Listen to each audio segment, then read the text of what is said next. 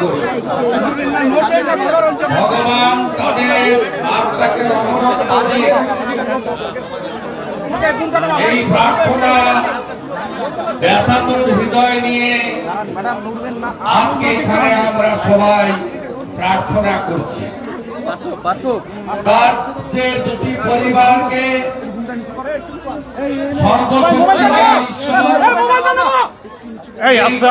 পরিস্থিতিতে সুস্থ এবং শক্ত থাকার সাহস যোগান এই প্রার্থনা করছি। আপনারা জানেন গতকাল এই সংবাদটি সামনে আসার সাথে সাথে এই রাজ্যের মানুষের দেওয়া দায়িত্ব নিয়ে একমাত্র বিরোধী দল, কারণ রাজ্য বিধানসভায় অন্য কোন দলের বিরোধী দলের স্বীকৃত বিরোধী দলের সদস্য জনগণ পাঠায়নি, তাই মানবিক রাষ্ট্রবাদী বিজেপির পক্ষ থেকে স্থানীয় মন্ডল নেতৃত্ব থেকে শুরু করে একটু বেশি রাত্রে লেট ইভিনিং এ আমাদের রাজ্যসভা তাদের পরিবারের পাশে দাঁড়ানোর চেষ্টা করেছেন। আমরা জেলা প্রবাসে ছিলাম, সেখান থেকে সোশ্যাল মিডিয়া, মেইনস্ট্রিম মিডিয়া, সেখান থেকে আওয়াজ তুলেছিলাম যে এই বর্বরচিত মর্মান্তিক ঘটনা আমরা নিন্দা করি এবং অপদার্থ পুলিশের বিরুদ্ধে রাজ্য সরকার অবিলম্বে ব্যবস্থা গ্রহণ করুন দাবি করেছি। আজকে সকাল থেকে আমাদের রাজ্য মহিলা মোর্চার সভানেত্রী বোন তনুজা এবং এই এএনএসডি সাংগঠনিক জেলার মহিলা মোর্চার সভানেত্রী বোন ইন্দ্রাণীর নেতৃত্বে শতাধিকেরও বেশি মহিলা তারা ধর্ণা, স্লোগান, ডেপুটেশন এখানে দিচ্ছেন, এখনো তারা আছে। আমি আমার মাতৃমণ্ডলীকে কৃতজ্ঞতা জানাবো। ভাদ্র মাসের এই ঘর্মাক্ত রৌদ্রের মধ্যে বাড়ির রান্না খাওয়া ছেড়ে যেভাবে অতনুয়ার অভিষেকের জন্য এই বেদনাদায়ক ঘটনার প্রতিবাদ করেছেন, তার জন্য তাদের কাছে আমরা কৃতজ্ঞ। আমাদের এখানে বেলা 1টা থেকে এই সাংগঠনিক জেলার সভাপতি আইনজীবী অরিজিৎ বক্সির নেতৃত্বে, রাজ্য সম্পাদক দীপাঞ্জন গুহর উপস্থিতিতে, এই সাংগঠনিক জেলার পার্টির অবজারভার সুদীপ দাসের উপস্থিতিতে এবং রাজ্যের বিরোধী দলনেতা হিসেবে এই ঘটনা নিয়ে আপনাদের কাছে 2-4টি কথা আমি নিবেদন করতে চাই। আপনারা জানেন মাননীয় মুখ্যমন্ত্রী, যিনি পুলিশ মন্ত্রীও বটে, তিনি যখন মিডিয়াতে ঝড় ওঠে বিরোধী দলগুলো রাস্তায় নেমে, বিশেষ করে ভারতীয় জনতা পার্টি যখন প্রতিবাদে সোচ্চার হয়, তখন ইস্যুটাকে ঘুরিয়ে দেওয়ার জন্য তিনি অনেক রকম ছলা কলা করেন। কারণ আমরা জানি মুখ্যমন্ত্রী মিথ্যা কথা না বলে জলগ্রহণ করেন না, তার সারাদিন মিথ্যা কথা বলতে বলতে তাকে এগোতে হয়। এবং তিনি পশ্চিমবাংলায় গত বিধানসভার ভোটে জিতেছেন জিহাদিদের সমর্থনে আর পুলিশের সাহায্যে। এখন শুধুমাত্র পুলিশরা টিকে আছে, যে পুলিশের সাহায্যে খেলা মেলা, রক্তদান, বস্ত্রদান, মমতা ব্যানার্জি আর তার ভাইপোর মিটিংয়ে গাড়ি ভর্তি করে লোক পাঠানো, আর মমতা ব্যানার্জি আর তার ভাইপো কখন চার্টার ফ্লাইট ধরতে দমদম এয়ারপোর্টে যাবেন আর কখন বেরোবেন বাগুইহাটির পুলিশের বিধাননগর কমিশনারেটের একটাই কাজ, দড়ি দিয়ে রাস্তা ঘেরো আর ভাইপোকে পিসিকে সুন্দর করে যাতায়াত করা। চুরি চামারি ডাকাতি, তাই চুরি চামারি ডাকাতি অপহরণ যা খুশি হতে পারে, লাইসেন্স দেওয়া আছে। শুধু সাতক্ষণ লাভ হবে একটাই, যদি ভাইপোর কোম্পানির দেবরাজের গ্রামের সদস্য হয়ে থাকেন, তার অনুযায়ী এই পুলিশগুলো একটু আগে শুনলাম আইসি ক্লোজ, কে আইসি কল্লোল ঘোষ, ভাইপোর পিএ কে দেবরাজ 25 লক্ষ টাকা দিয়ে এই চোর ডাকাত আইসিকে এখানে নিয়ে এসেছিলেন। তার আগে সঞ্জয় ঘোষ ছিল। বিধানসভা ভোটের আগে এই কল্লোলকে এখানে আনা হয়েছে ভোট লুট করে, যাতে এখান থেকে শ্রমিক ভট্টাচার্যের মতো একজন রত্নকে, সম্পদকে, বাক্যকে পরাস্ত করে চাটুকারকে নির্বাচিত করে তোলাপুলের কোম্পানিতে রাখা যায়। তাই সঞ্জয় ঘোষকে সরিয়ে কল্লোল ঘোষকে আনলেন। শুনলে অবাক হয়ে যাবে, অতনুর পরিবার, অভিষেকের পরিবার যখন 22 তারিখে ছেলে স্কুল থেকে বাড়ি এলো না, 24 তারিখে এফআইআর করে, তাদের প্রথমেই টাকা। তাই অতনু দে এবং অভিষেক নস্করের গার্ডিয়ানদের টাকা চাওয়া হয়, তারা পারেনি দিতে। 20,000 টাকা দিয়েছে তারা, মাত্র 20,000 টাকা গরিব মানুষ দেওয়ার পরে এফআইআর রেজিস্টার হয়।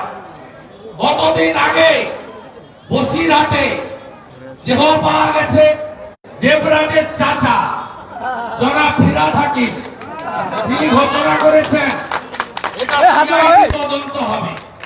সিআইডির তদন্ত কেমন হয় বিজেপির মুখে শুনতে হবে না।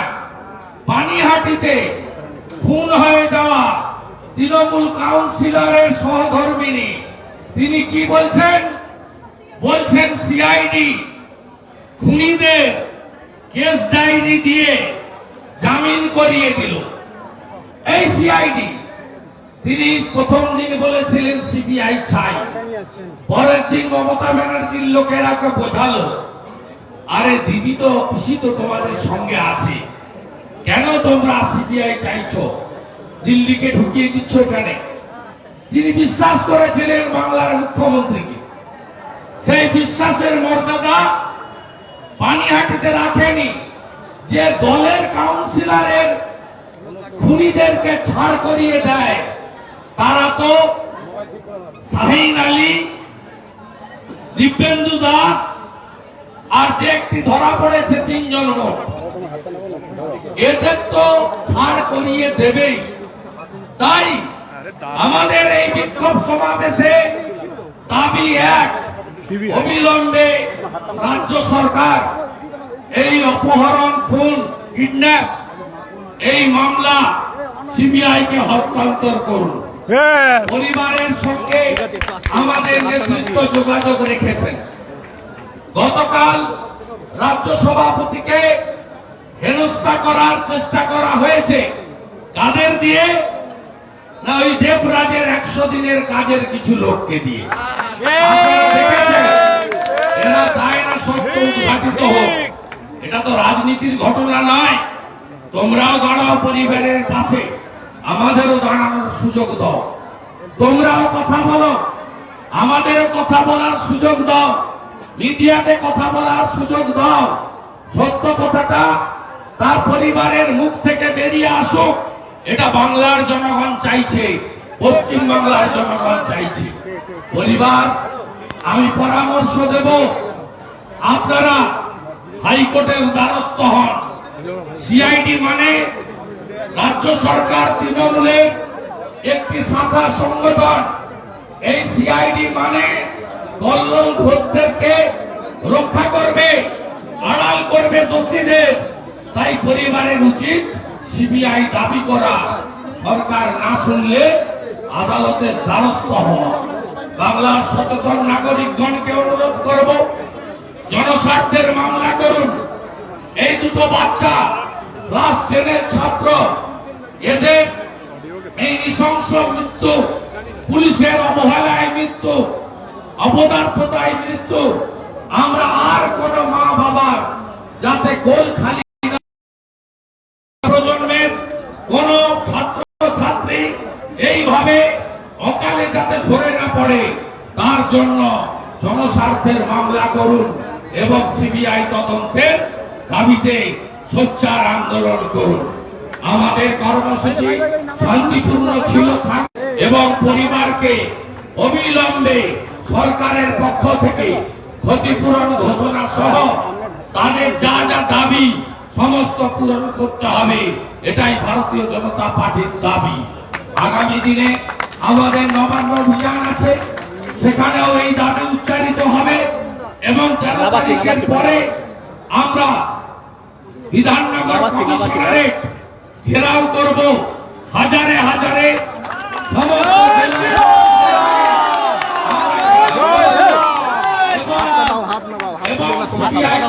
যতক্ষণ না হচ্ছে আমাদের এই লড়াই চলছে, আমাদের এই লড়াই চলবে। আমার সাঁকরাইলে এবং সন্ধ্যাবেলা গড়িয়া থেকে যাদবপুরে বড় কর্মসূচি রয়েছে। তাই এই কর্মসূচি এগিয়ে নিয়ে যাওয়া বা খানিকক্ষণ চালিয়ে শেষ করার জন্য অরিজিৎ বক্সিকে অনুরোধ জানাবো এবং আগামী দিনের কর্মসূচি প্রত্যেকটি মোর্চা প্রত্যেক দিন তারা এই ধর্ণা কর্মসূচি চালিয়ে যাবে 13 তারিখ বাদ দিয়ে। এবং এখানকার বাগুইহাটি মন্ডল, এই জেলার মোর্চাগুলি এই দাবিতে থানায় বিক্ষোভ, পথসভা, জনমত সংগঠিত করা, এটা করবে। আর পরিবারকে আজকেও আমরা বার্তা পাঠিয়েছি, আমাদের লোকেদের সঙ্গে ওদের পরিবারের কথা হয়েছে। তারা যখনই আমাদেরকে সাহায্য সহযোগিতা চাইবেন, সাহায্য হিসেবে নয়, কর্তব্য বিধায় এই রাজ্যের একমাত্র প্রধান বিরোধী দল বিজেপি সর্বশক্তি দিয়ে সব দিয়ে এই পরিবার দুটির পাশে দাঁড়াবে, এটুকু আমি জাতীয় ভাষায় ঘোষণা করতে চাই। তাই সবাই মিলে বলুন, অতনুদের রক্ত হবে না গো ব্যর্থ, অতনুদের রক্ত হবে না গো ব্যর্থ, অভিষেক নস্করের রক্ত হবে না গো ব্যর্থ, অতনু অভিষেক তোমায় আমরা ভুলছি না, ভুলবো না, ভুলছি না, ভুলবো না, অতনু অভিষেক তোমায় আমরা ভুলছি না, ভুলবো না, ভুলছি না, ভুলবো না। অবিলম্বে আইসি কল্লোল ঘোষকে গ্রেফতার করতে হবে, অবিলম্বে বিধাননগর কমিশনারেটের বিরুদ্ধে ব্যবস্থা নিতে হবে, নিতে হবে, নিতে হবে। অতনু অভিষেকের নৃশংস মৃত্যুর প্রতিবাদে সিবিআই তদন্তের দাবিতে আমাদের আন্দোলন চলছে, চলবে, চলছে, চলবে। অবিলম্বে সিবিআই তদন্ত করতে হবে, করতে হবে, করতে হবে। অবিলম্বে সিবিআই তদন্ত করতে হবে, করতে হবে, করতে হবে। বিজেপির আন্দোলন চলছে, চলবে, চলছে, চলবে। বিজেপির আন্দোলন চলছে, চলবে, চলছে, চলবে। ভারত মাতা কি জয়, ভারত মাতা কি জয়, ভারত মাতা কি জয়।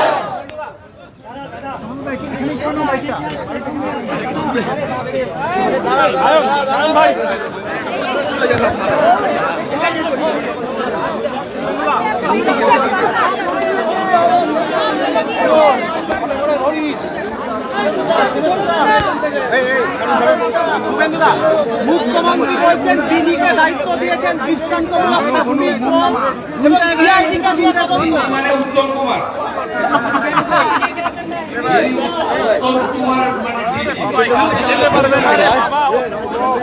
আমাকে নেতাইতে আটকেছিল।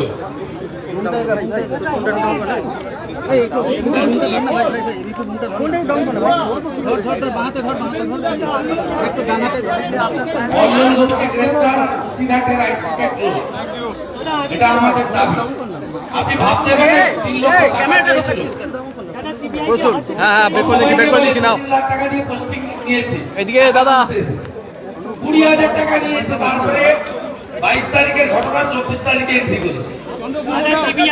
সিআইডির উপরে ভরসা রাখতে পারছেন না শুভেন্দুদা? আর যেখান থেকে পোস্টিং হয় ক্যামার স্ট্রিট থেকে, দাদা এদিকে তাকে একটু সিআইডির উপরে ভরসা রাখতে সবাই জানে তো কোথা থেকে পোস্টিং হয়। শুভেন্দুদা এই মনোজ মালবিয়া কোথেকে লিস্ট নেয় সবাই জানে।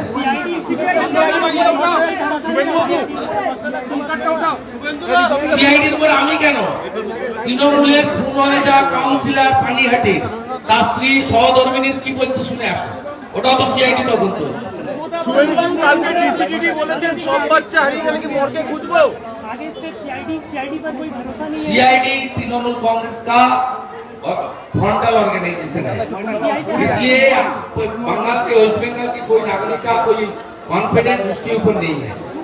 क्या क्या किस तरीके से आप देखिए ना, रामपुरा का इशू, हासखाली का इशू, वहाँ ढाला का जो काउंसिलर कांग्रेस काउंसिलर को मर्डर हुआ था, पानीहाटी का इशू, सब में सीआईडी टीएमसी का इशारा पर काम किया। শুভেন্দুবাবু इसलिए उसके ऊपर कोई कॉन्फिडेंस नहीं है। শুভেন্দুবাবু